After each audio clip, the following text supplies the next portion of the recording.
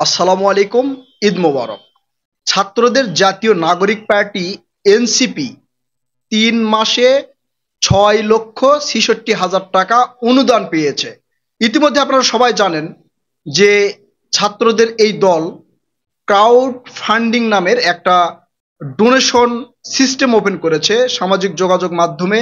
Facebook থেকে শুরু করে মোটামুটি ৬টা সামাজিক যোগাযোগ মাধ্যমে তাদেরকে ডোনেশন দিতে পারবেন, অর্থাৎ কেউ চাইলে তাদেরকে ডোনেট করতে পারবে, অনুদান দিতে পারবে তাদের এই দল পরিচালনা করার ক্ষেত্রে। আপনারা আমার স্ক্রিনেও দেখবেন তারা কি পরিমাণ টাকা পাচ্ছে, কোথা থেকে টাকা পাচ্ছে, কোন জেলা থেকে কতজন তাদেরকে টাকা দিচ্ছে বা দিয়েছে, এই পর্যন্ত 7 দিনে কত, 1 মাসে কত পেয়েছে, ডিটেলস আপনারা আমার ভিডিওতে স্ক্রিনে দেখবেন। এবং একই সাথে আমি আপনাদেরকে বলবো এখানে কয়েকটা বিষয় নিয়ে আমার প্রশ্নও রয়েছে, সেগুলো বলবো। দুর্নীতি করার কিছু জায়গাও রয়েছে, সেগুলো আপনাদেরকে বলবো। একই সাথে আরেকটা বিষয় আপনাদেরকে বলে রাখি, আপনি যে ডোনেশন দিবেন সেই বিষয়ে আপনি প্রশ্ন করবেন, সেটাও আপনার তারা একটা ব্যবস্থা করেছে। এটা খুব মোটামুটি একটা ভালো পথ বলে আমি মনে করি। তবে কিছু প্রশ্ন রয়ে যায়, যেমন তারা শুধু 3 মাসের, বিগত 3 মাসের যে ফান্ডিংটা তারা কালেক্ট করেছে সেটা উল্লেখ করেছে। অনেকেই প্রশ্ন করছেন, আমিও এই বিষয়ে নিয়ে একটু চিন্তা ভাবনা করলাম যে শুধু 3 মাস কেন, বিগত দিনের অর্থাৎ আরো 6 মাস আগে থেকেই এরা বিভিন্ন ধরনের প্রোগ্রাম করছে। যেমন তাদের দলের আত্মপ্রকাশ ঘটলো, এবং তারা যে একটা রাজনৈতিক কার্যালয় নিয়েছে রূপায়ণ টাওয়ারে, সেই জায়গার ভাড়া খরচ এগুলো কে দিয়েছে, কোথায় পেয়েছে, সেই স্বচ্ছতারও প্রয়োজন আছে। এইসব বিষয় নিয়েও কথা বলবো। তার আগে আপনাদেরকে একটা বিষয় ক্লিয়ার করে বলি, সেটা হচ্ছে যে বাংলাদেশে যতগুলো রাজনৈতিক দল রয়েছে এই দলগুলোর মধ্যে সর্বপ্রথম ছাত্ররাই এই একটা প্ল্যাটফর্ম তৈরি করলো, মানে জবাবদিহিতার প্ল্যাটফর্ম। আপনি কত টাকা দিয়েছেন সেইটা আপনি হিসাব নিতে পারবেন, কোন খাতে তারা ব্যয় করেছে, কি উদ্দেশ্যে ব্যয় করেছে সেই হিসাব আপনি নিতে পারবেন। প্রত্যেকটা রাজনৈতিক দলের এই স্বচ্ছতা থাকার প্রয়োজন বলে আমি মনে করি।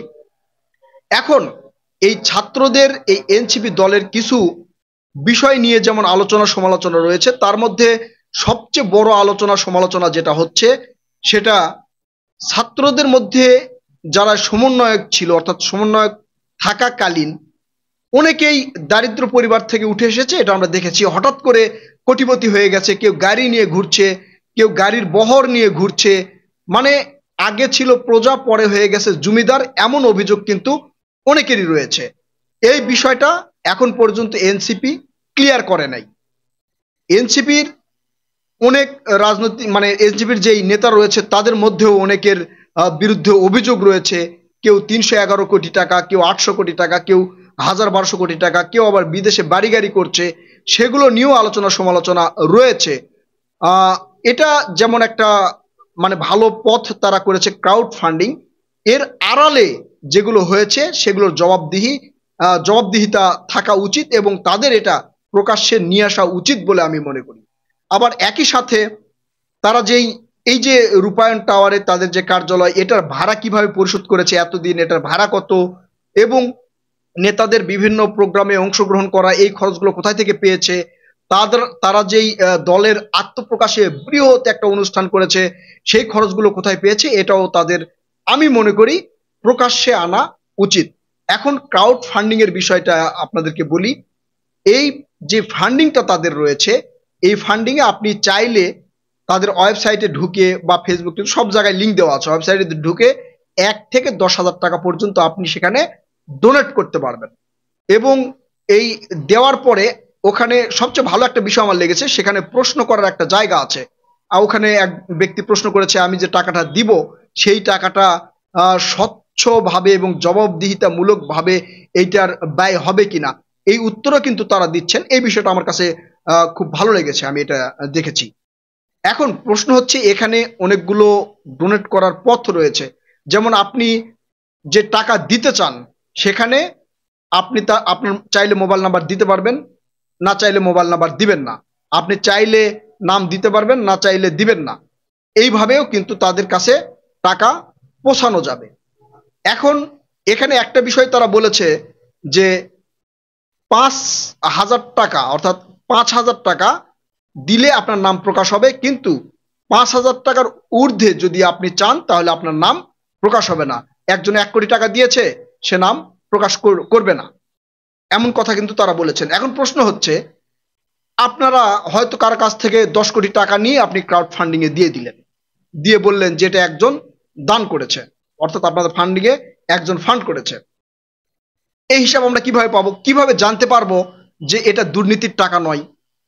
অথবা একজন দুর্নীতিবাজ, একজন অসৎ ব্যবসায়ী, একজন চোরা কারবারি আপনাদেরকে 5 কোটি টাকা দিল, এই 5 কোটি টাকা সেখান থেকে পেয়েছেন, না সে বৈধ পথে ইনকাম করেছে, না অবৈধভাবে ইনকাম করেছে, আপনাদের সহানুভূতি বা আপনাদের সুপারিশ পাওয়ার জন্য আপনাদেরকে টাকা দিয়েছে, এটা আমরা জানবো কিভাবে? আবার ধরেন একজন ব্যক্তিকে আমি পছন্দ করি না, সে হয়তো মানে অসামাজিকতায় অর্থাৎ দুর্নীতির সাথে যুক্ত, আমি তাকে পছন্দ করি না, সে আপনাদের ফান্ডিং এ টাকা দিয়েছে কিনা সেটা আমি কিভাবে জানতে পারবো? হয়তো আমার এমন হতে পারে যে তারা যদি আপনাদের দলের সাথে সম্পৃক্ত থাকে তাহলে আমি আপনাদেরকে ভোট দিব না, কিন্তু আমি তো জানতে পারছি না। এই জবাবদিহিতার জায়গা আপনাদের ক্লিয়ার করা উচিত বলে আমি মনে করি। আমি আপনাদের ড্যাশবোর্ডে গিয়ে দেখলাম, অর্থাৎ ছাত্র দলের এই ড্যাশবোর্ডে গিয়ে দেখলাম, এই সিস্টেমটা আমার কাছে খুবই ভালো লেগেছে। বাংলাদেশে যে রাজনৈতিক দলগুলো রয়েছে প্রত্যেকটা রাজনৈতিক দলের এই জবাবদিহিতা অর্থাৎ অর্থনৈতিক হিসাবটা জনসম্মুখে আনা উচিত বলে আমি মনে করি। এতদিন কোনো দলই আনে নাই, কোনো দল এই হিসাবটা কিন্তু এখন পর্যন্ত নিয়ে আসে নাই। এর ফলে হয়েছে কি, একজন এমপি হয়েছে, একজন মন্ত্রী হয়েছে, এমপি মন্ত্রীর বেতন কত? তারা 1 বছর না যেতেই বিদেশে বাড়ি গাড়ি ফ্ল্যাট করে রেডি, পুরো পরিবারকে বিদেশে পাঠিয়ে দেয়। বাংলাদেশে সে যতদিন পর্যন্ত থাকে, দুর্নীতি করার সুযোগ পায় ততদিন পর্যন্ত করে, দল ক্ষমতায় না থাকলে সে বিদেশে চলে যায়। কিন্তু এই ব্যবস্থার মধ্যে কিছুটা, অর্থাৎ এই ফান্ডিং অর্থাৎ জবাবদিহিতার যেই অর্থনৈতিক জবাবদিহিতার যে ব্যবস্থা, এর মধ্যে কিছুটা হলেও এই বিষয়টা কিন্তু আসবে এবং অনেকেই জানতে পারবে যে কে কিভাবে অর্থ উপার্জন করছে। এই শুধু জাতীয় নাগরিক পার্টি যে ইতিহাসটা তৈরি করলো বাংলাদেশে, এইভাবে জবাবদিহিতার যে রাজনীতির পথটা বেছে নিলেন, এতে অন্যান্য রাজনৈতিক দল যারা রয়েছে তারা কিন্তু অটোমেটিকলি চাপে পড়ে গেল। এরা যেভাবে জবাবদিহিতার অর্থনীতি বা জবাবদিহিতার রাজনীতির ভিতরে আসছে, অর্থাৎ ছাত্ররা যেটা নিয়ে এসেছে রাজনীতিকে, অন্যান্য রাজনৈতিক দল আসাটা এত সহজ হবে বলে আমি মনে করি না। কারণ তারা রাজনীতি করতেছে ধরেন 30 বছর 40 বছর ধরে, সেই রাজনৈতিক হিসাব কি তারা দিতে পারবে? আমার মনে হয় না তাদের আর্থিক ফান্ডের হিসাব দিতে পারবে। এই ক্ষেত্রে এনসিপির এই ইতিহাস গড়াটা আমার কাছে খুবই ভালো লেগেছে।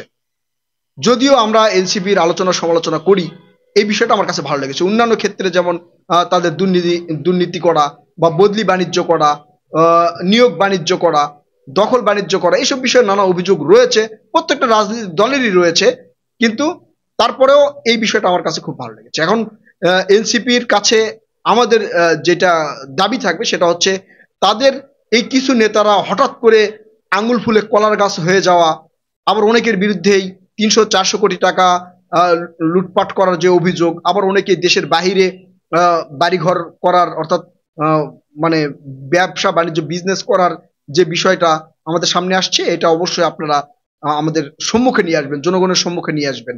আমরাও চাই স্বচ্ছতা এবং দুর্নীতিমুক্ত রাজনীতি বাংলাদেশে প্রতিষ্ঠিত হোক। প্রিয় দর্শক, আপনাদেরকে যেটা বলতে চেয়েছিলাম, ঢাকার মধ্যে অর্থাৎ প্রত্যেকটা বলা যাবে না, ঢাকার যারা বাসিন্দা সেখান থেকে মোটামুটি আমি দেখলাম 2,38,000 প্লাস কিছু টাকা হচ্ছে ডোনেশনে এসেছে এনসিপির এখানে। এছাড়াও অন্যান্য বিভাগ থেকেও আসছে, কোনো বিভাগ থেকে 1 লাখ, কোনো বিভাগ থেকে 50,000, 70,000, 80,000 এভাবে আসছে। 3 মাসের যে হিসাবটা আমি কিন্তু তাদের ড্যাশবোর্ডে দেখেছি। প্রিয় দর্শক, এনসিপির এই ব্যবস্থা আপনাদের কাছে কেমন লাগলো এবং আপনাদের যেই প্রতিক্রিয়া বা মনোভাব অবশ্যই আপনারা কমেন্ট করে জানাতে পারেন।